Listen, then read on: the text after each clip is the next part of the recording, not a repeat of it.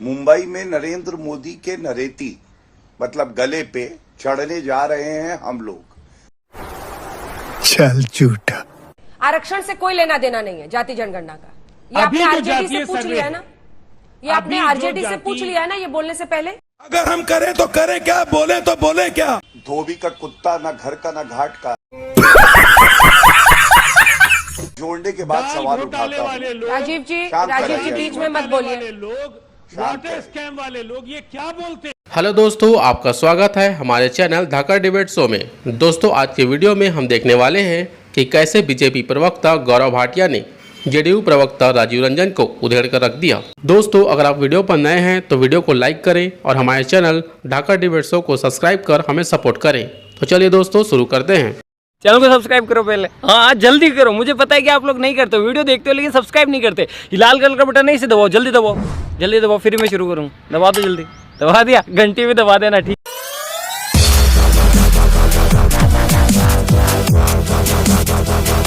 आरक्षण पर क्या करेंगे राजीव जी? इसको आरक्षण पर क्या करें? देख रहा है केवल ये राजीव जी एक चीज पर तो क्लैरिटी ला दीजिए। लालू जी तो खुलकर कहते हैं आरक्षण बढ़ाएंगे, आरक्षण बढ़ाएंगे, क्या करेंगे इस पर क्या है? क्लैरिटी तो दीजिए राजीव।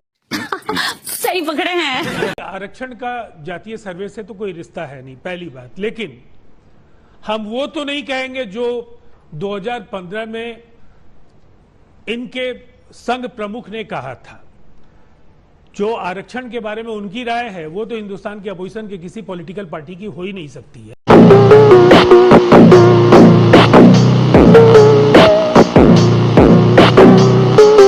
पिछड़ों के ये कितने बड़े विरोधी हैं, इसका इन्हें 2015 में बिहार की जनता ने करारा जवाब दिया था और इन्हें 50 सीटों पर समेट दिया था। अब मैं एक बात कहना चाहता हूं, ईडब्ल्यूएस के बाद 50% को लेकर के आप ये कह रहे हैं कि इसका आरक्षण से कोई लेना देना नहीं है। ठीक है, आरक्षण से कोई लेना देना नहीं है जाति जनगणना का। ये आपने आरजेडी से पूछ लिया है ना, ये आपने आरजेडी से पूछ लिया है ना ये बोलने से पहले कि जाति जनगणना का रिजर्वेशन से कोई, आरक्षण से कोई वास्ता नहीं है। वाह दीदी, वाह दीदी, नहीं दीदी, वाह दीदी, दीदी। चाहूंगा अंजना जी एक क्लैरिटी दे दीजिए ना सर।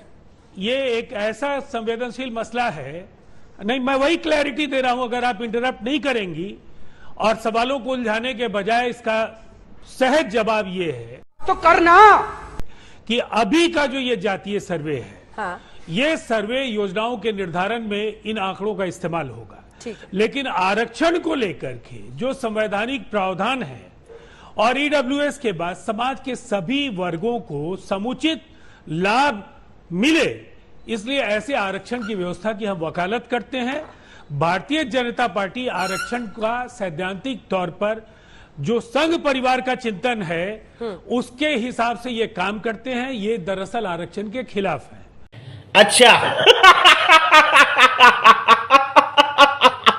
और जहां तक इन्होंने बिहार में लाठियां और गोलियां चलने की और तमाम तरह की बातें, इन्होंने क्या किया किसान आंदोलन के साथ, क्या नहीं, बस चूंकि इन्होंने आरोप लगाया, मुझे केवल 30 सेकंड में अपनी बात खत्म कर लेने दीजिए।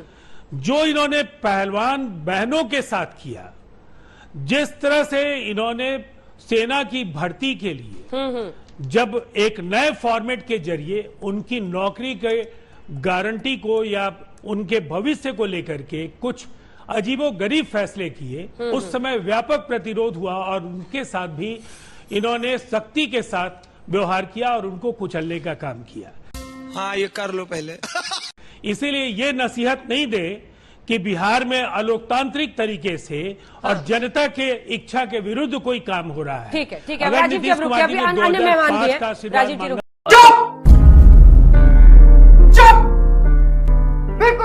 जनता ने दिया 2010 जवाब आप दे दीजिए, फिर मैं आ रही हूँ। 20 भी दिया और 24 और 25 भी। ठीक है मिस्टर रंजन।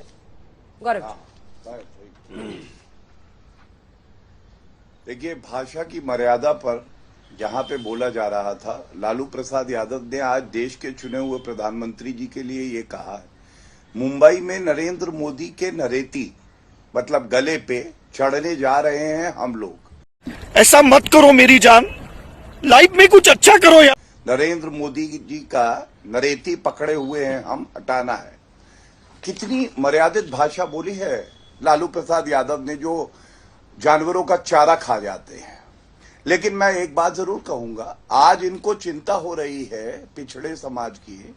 मैं तो शुरुआत में ही बता चुका हूं हमने क्या ऐतिहासिक काम किया, लेकिन कुछ और जोड़ने के बाद सवाल उठाता हूं। राजीव जी बीच में मत बोलिए। वाटर स्कैम वाले लोग ये क्या बोलते हैं? राजीव जी बीच में मत बोलिए।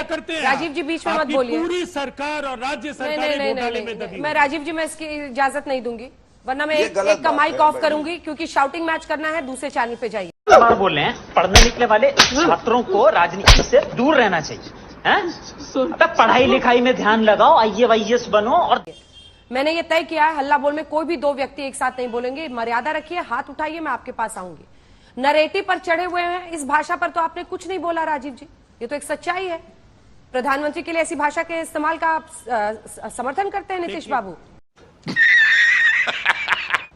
उन्होंने एक मुहावरे का एक सेकंड गौरव जी रुकिए, एक सेकंड है, लेकिन सार्वजनिक जीवन में नहीं नरेटिव पर चढ़ना। बिहार में क्या बोला जाता है आपको समझ में नहीं आ रहा है राजीव जी? संयम।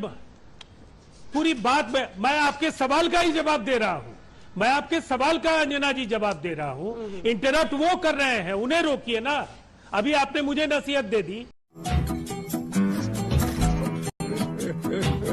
लेकिन उन्हें सत्तारूढ़ दल के नेता होने के अधिकार तो प्राप्त है नहीं। मैंने कहा राजनेताओं को संवाद की शैली में अच्छे शब्दों का प्रयोग करना चाहिए। वो आपने लालू जी को नसीहत दी। अब गौरव जी अपने जवाब को पूरा कीजिए। है वो भदेश शैली में मुहावरे के जो शब्द होते हैं उनको गौरव भाटिया की जो भाषा की शैली है उससे उसकी तुलना नहीं हो सकती। ठीक है, गौरव जी जवाब दिए।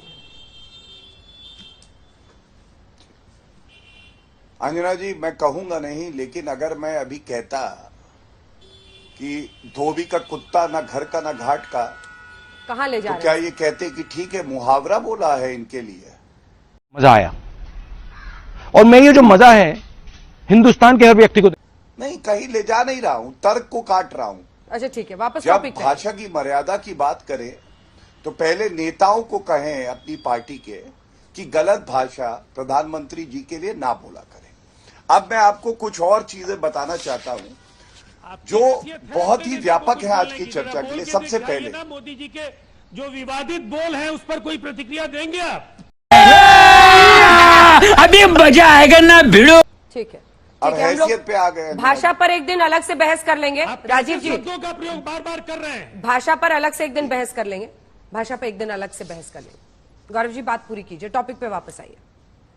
वो कह रहे हैं कि आप लोग जाति जनगणना से डरते हैं। जाति लालू प्रसाद यादव, हाँ लालू प्रसाद यादव जो हैं वो पर्याय हैं जातिगत राजनीति करने के। आप याद करिए 1990 में क्या थी इनकी राजनीति? कह रहे थे भूरा बाल साफ करो। Oh my God! Wow! भ से भूमिहार, ब से ब्राह्मण, रा से राजपूत, ल से लाला, साफ कर दो इनको। ये समाज में सौहार्द फैलाएंगे। और मैंने अभी बताया ना, यही नहीं अभी और सुनिए। नौकरी मांगोगे तो लाठी भाजेंगे, बिजली मांगोगे तो गोली मारेंगे। बाहरी अच्छे हैं, बिहारी खराब हैं, योग्यता नहीं है। क्या ये पूछा नहीं जाएगा कि जो जनता सवाल पूछ रही है उनको तो आपने मजबूत किया नहीं, सशक्तिकरण किया नहीं, लेकिन हाँ बांटने का काम आप अच्छे से कर लेते हैं। अरे संविधान में आपकी आस्था है या नहीं है? देखा आपने लापरवाही का नतीजा है। संविधान में प्रदेश की सरकार को कोई अधिकार है कि वो इस तरह से जनगणना करवा सके? सर्वोच्च न्यायालय में मामला लंबित है, लेकिन पूरी राजनीति कर रहे हैं।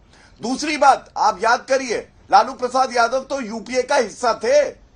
जब मांग उठी कि भाई आप उसे सार्वजनिक करिए कि कितने हैं पिछड़े समाज से, ओबीसी समाज से, तो पी चिदम्बरम गृह मंत्री थे, उन्होंने कहा इससे समाज बढ़ जाएगा।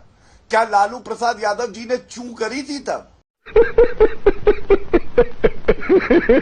वो तो हिस्सा थे ना, कि नहीं हिस्सा थे? क्यों नहीं बोले वो तब? अरे यूपीए 1 यूपीए 2 दोनों में हिस्सा थे। 10 साल तक इनको याद नहीं आई ओबीसी समाज की। और नरेंद्र मोदी जी ने 9.5 साल में वो कर दिखाया जो ये कभी कर ही नहीं सकते।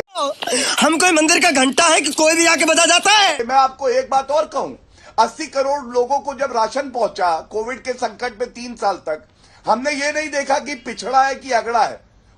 लालू प्रसाद यादव तो बोले थे, अरे अगड़ों और पिछड़ों का चुनाव है ये बात करी थी कि उन्होंने नहीं करी थी समाज को बांटने की। अंजना जी, हमें समझना होगा, देश संविधान के तहत चलेगा। देश में जहर घोलना का काम ये लोग करते हैं, बड़ा आसान है, लेकिन उस जहर को पी के अमृत देना समाज को, तभी मैंने नरेंद्र मोदी जी को नीलकंठी बुलाया।